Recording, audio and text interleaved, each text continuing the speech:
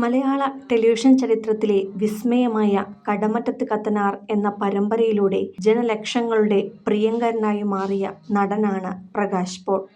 അഭിനയത്തിൽ വലിയ മുൻപരിചയമൊന്നും തന്നെ ഇല്ലാതിരുന്നിട്ടും ആ ഒറ്റ കഥാപാത്രം കൊണ്ട് അദ്ദേഹം അനശ്വരനായി ഇന്നും മലയാളി മനസ്സുകളിൽ നിറഞ്ഞു നിൽപ്പുണ്ട്.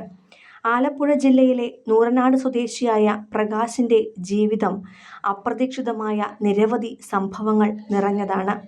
സന്യാസിയാകുവാൻ ആഗ്രഹിച്ച അദ്ദേഹത്തിൻ്റെ പിതാവ് ഗാന്ധിജിയുമായുള്ള സൗഹൃദത്തിലൂടെയാണ് പിന്നീട് ക്രിസ്തുമതം സ്വീകരിച്ചതും ഒരു കുടുംബജീവിതം തിരഞ്ഞെടുത്തതും. ചെറുപ്പത്തിൽ വായനയിലും പുസ്തകങ്ങളിലുമെല്ലാം ഏറെ താല്പര്യം കാണിച്ചിരുന്ന വ്യക്തിയായിരുന്നു പ്രകാശ് പോൾ. അതുകൊണ്ട് തന്നെ പഠനത്തിന് ശേഷം പ്രൂഫ് റീഡറായി ജോലി ആരംഭിച്ച അദ്ദേഹം പിന്നീട് സുഹൃത്തുക്കളോടൊപ്പം ചേർന്ന് പുസ്തക പ്രസാധന രംഗത്ത് സജീവമായി. പ്രശസ്ത ചലച്ചിത്രകാരൻ ജോൺ എബ്രഹാമിനെ പോലുള്ളവരുടെ കൃതികൾ അദ്ദേഹം പ്രസിദ്ധീകരിച്ചിട്ടുണ്ട്. പിന്നീട് കോട്ടയത്ത് താമസം ഉറപ്പിക്കുകയും പരസ്യങ്ങൾ ചെയ്തു കൊടുക്കുന്ന ഒരു സ്വന്തം സ്ഥാപനം തുടങ്ങുകയും ചെയ്തു. അദ്ദേഹത്തിൻ്റെ വീടിന് അയൽവക്കത്തുകാരിയായ ഐബിയുമായുള്ള പ്രണയം വിവാഹ ജീവിതത്തിലേക്ക് എത്തി. തുടർന്ന് ഐബിയുടെ സ്ഥലമായ കോട്ടയത്താണ് ഈ സ്ഥാപനം തുടങ്ങിയത്. തുടക്കത്തിൽ അഭിനയത്തോട് വലിയ ആത്മവിശ്വാസമൊന്നും ഇല്ലാതിരുന്ന പ്രകാശ് പാലിയത്തച്ഛൻ എന്ന സീരിയലിലൂടെയാണ് ക്യാമറയ്ക്ക് മുന്നിലേക്ക് എത്തിയത്.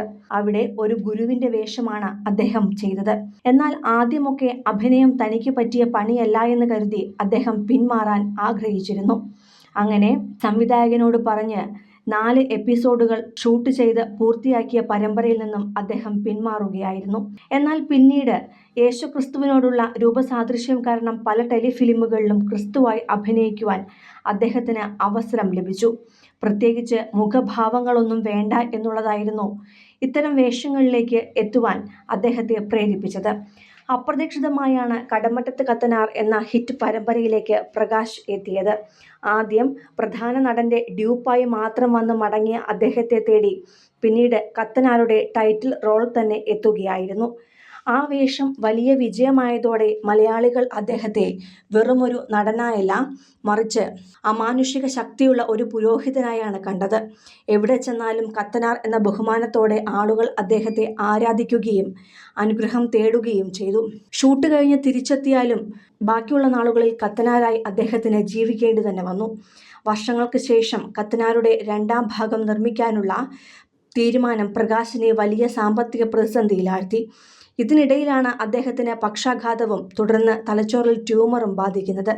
എന്നാൽ ശസ്ത്രക്രിയ വേണ്ടെന്ന് വെച്ച അദ്ദേഹം തൻ്റെ ആത്മവിശ്വാസം കൊണ്ട് രോഗത്തെ നേരിടാൻ തീരുമാനിച്ചു. കഴിഞ്ഞ 10 വർഷമായി മരുന്നുകളില്ലാതെ മനക്കരുത്തുകൊണ്ടാണ് അദ്ദേഹം മുന്നോട്ടു പോകുന്നത്. മരണഭയമില്ലാതെ ചിരിയോടെ രോഗത്തെ നേരിടുന്ന അദ്ദേഹത്തിൻ്റെ രീതി ഡോക്ടർമാരെ പോലും അത്ഭുതപ്പെടുത്തുന്നു. തലച്ചോറിന് ഉൾവശത്താണ് അദ്ദേഹത്തിൻ്റെ ട്യൂമർ കണ്ടെത്തിയത്.